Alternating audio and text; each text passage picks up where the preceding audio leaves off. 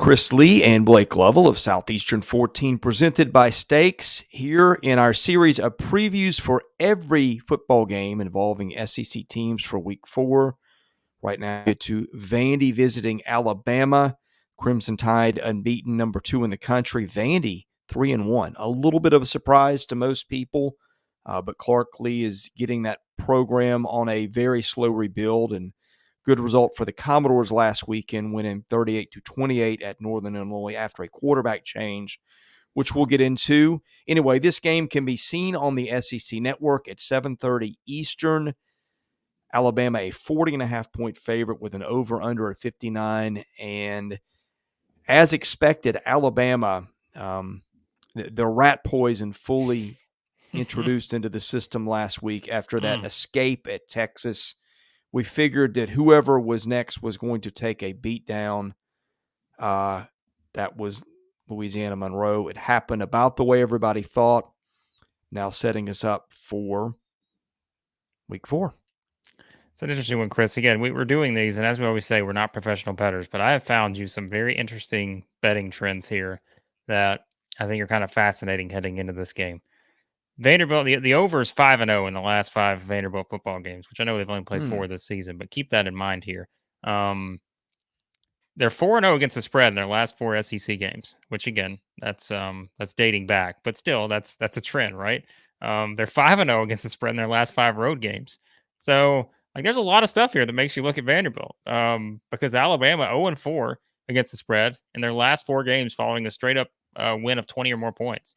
So, hey, we're all in on the Commodores here. I'm just kidding. I'm not in terms of making that confident of a bet, but I just want to give you some betting trends for those who were curious. But yes, the big thing here I think is can Vanderbilt find some stuff offensively now that they made the switch to AJ Swan? I think that's the biggest question in this game. Otherwise, I think Alabama offensively is going to exploit a very underwhelming Vanderbilt defense at this point, and I think that's the biggest issue. And to me, the only way that I think Vanderbilt is able to keep this close, Chris, is AJ Swan is, works some magic and is able to just give them some type of offensive momentum. Because we've seen these games before, right? Where Vanderbilt can't get the ball past the 50-yard line against teams like this that are built the way that they are. But I think at least there's a little optimism that you can find something here with AJ Swan to again put up some points, maybe. But again, if it's going to be a challenging game for Alabama, I don't see it. So. Well, let's talk about Vandy's offense first, okay? Vandy's averaging 6.7 yards a play. It's averaging 437 yards of total offense. It has been immaculate in the red zone. I don't think Vanderbilt scored a touchdown every time in the red zone, but it's really close, which was a big problem the last few years. The switch to AJ Swan really helped. If you've not seen that kid play, he's very talented. He reminds me a lot of Jay Cutler. Now, with that, Jay Cutler made a lot of mistakes early in his career, and I think you're going to see that with A.J. Swan too. But Vandy also has been really beat up along the offensive line. It has been rotating parts. If Vandy gets Julian Hernandez and Xavier Castillo back next week, Hernandez was back last week, that helps. Vanderbilt has been paper thin at running back. Its number 2 and 3 have been out. Its number 3's been out all season. He's back for Alabama. That's Patrick Smith.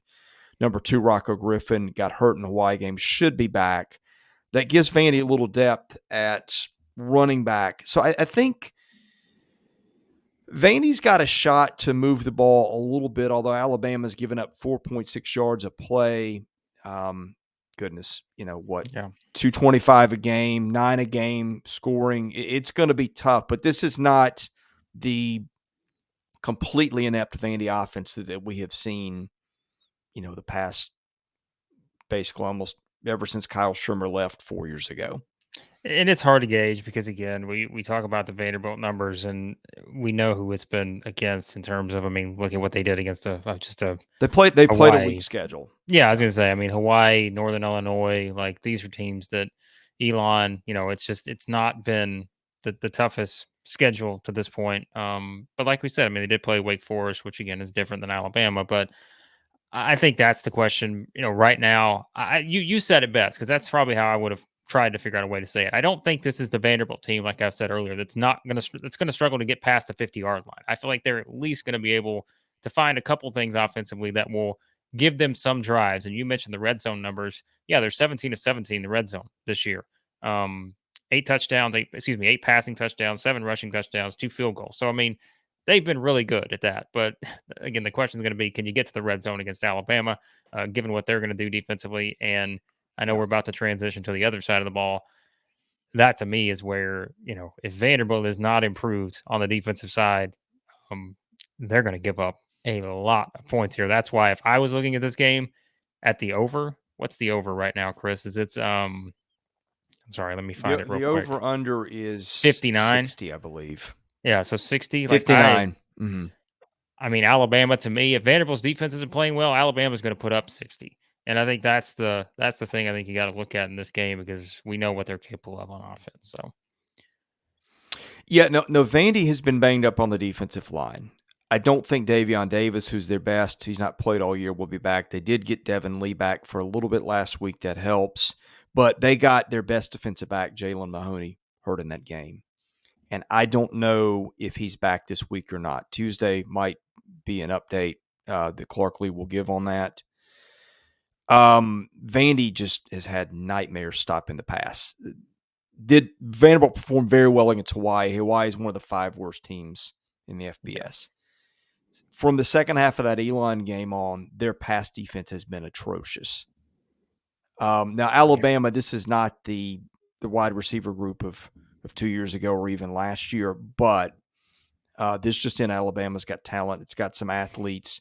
And you saw Vandy's issue pop up last week against Northern Illinois and even against Elon. And for that fact, like speedy receivers are going to give yeah, them headaches. And I worry from Vanderbilt's standpoint about the Commodores getting stops. I think they might score a few points, even though Alabama's defense is pretty darn good. yeah, But how they get stops now where Vanderbilt's been good defensively is those fourth and short, third and short things. They seem to be able to rally enough, get the right calls, hit the right gaps to stop some drives. But stopping teams through the air consistently, that's been another issue. yeah. And you haven't had to stop a team that's quarterbacked by Bryce Young and has the offensive weapons that this Alabama team has. And I think again that is going to be the issue here in this one. So to me, it really is a question of. It's not a question of who wins the game. It's a question of I think what's AJ Swan's encore offensively going from playing in Northern Illinois to now playing in Alabama. As we said, we've laughed about it. But it's like welcome to the SEC. Your first game is not just against Alabama; it's on the road against Alabama in the SEC. So I think that to me will determine. Again, if you're trying to look at this from a spread standpoint, I mean, it's the SEC, and we've got a 40.5 point spread here. Over under, like I said, 59 or 60. I just think it's a matter of if you're looking at it from Vanderbilt's standpoint, you want to see, okay, if we can move the ball against Alabama, we're not going to score 30 points, but if we can just move the ball consistently, give ourselves an opportunity on some of these drives, I think that's probably all you can ask for just in Yeah. terms of where you are right now. Because again, I think asking to stop Alabama and shut down their offense is going to be absolutely impossible. I think Alabama will put up points here. And to me, that is probably some of the biggest storylines probably heading into this one. Okay, we'll make picks shortly. We've got some big games coming up in the SEC. To add extra excitement to it, we at Southeastern 14 will be making some predictions on this and other games in the Stakes app. We want to hear if you guys agree or disagree with what our takes will be there. Go to Play with Stakes. That's STAKES /14. Sign up for Stakes. Put your predictions on our questions. Use the invite code Southeastern14. If you do, you'll get a double welcome bonus. Okay, Vegas predicted final on this, Alabama 50-10. I don't know. I would stay away. Vandy's getting better, but it's not played anybody like Alabama. I just don't have a great read.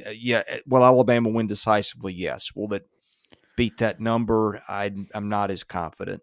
Yeah, I think I'll go the over on this one. I think Alabama's going to put up some points, and I don't know what to expect from Vanderbilt. So I think I'd probably take the over. I think Alabama probably scores 50 plus here. So All right, thanks for watching. We'll have picks of all of our SEC games at our channel, so be sure to hit that subscribe